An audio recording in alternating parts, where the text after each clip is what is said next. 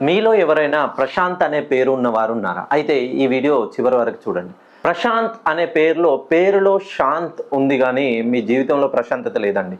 So ఒరిజినల్గా చెప్పాలంటే మీరు పుట్టినప్పటి నుండి ఎప్పుడూ అష్ట కష్టాలు. సో కుటుంబాన్ని, బంధువులకు ఎక్కువగా ఆప్యాయతలకు, మమకారాలకు మీరు తల దించుతున్నారండి. ప్రతి దానికి ఎవరైనా కష్టకాలంలో ఉన్నారు, సహాయంలో ఉన్నారు అని అంటే మీరు మీ పనులు వదిలేసి, మీ ఇంటి పనులు వదిలేసి వాళ్ళ కోసం వెళ్తున్నారు. కానీ వాళ్ళు మాత్రం మిమ్మల్ని అవసరానికే వాడుకుంటున్నారు. వాళ్ళ కష్టాలకి మీ దగ్గర నుండి డబ్బులు తీసుకుంటారు. తీరా అడిగితే ఇస్తాము, ఇవాళ ఇస్తాం, రేపు ఇస్తాం, మాపిస్తాం అంటూ టైం గడిపేస్తుంటారు. ప్రశాంత్ అనే పేరు సో కన్యా రాశికి సంబంధించింది. కన్యా రాశికి అధిపతి బుధుడు. సో బుధుడు అంటేనే మనకి అపారమైనటువంటి మేధస్సు, జ్ఞానవంతుడు. సో మీకు అపారమైనటువంటి ఏ విషయాన్నైనా క్షుణ్ణంగా ప్రతి దాని డెప్త్ వరకు వెళ్ళి ఏదైనా సమస్యకి సొల్యూషన్ ఆలోచించాలంటే ప్రతి ఒక్కరూ మీ దగ్గరికే వచ్చి మీ సలహానే కోరుకుంటారు.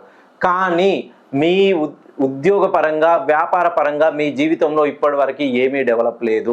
ఒక్కసారి ఇప్పటి వరకు మీ జీవితంలో వెనక్కి తిరిగి చూసుకుంటే మీరు చేసిన మంచి, మీరు చేసిన సహాయాలు ఎవరికి గుర్తుండవు. కానీ మీరు చేసిన చెడు మాత్రం వాళ్ళు గుర్తుపెట్టుకొని ఎప్పటికీ మీ పైన నీలాప నిందలు వేస్తూనే ఉంటారు.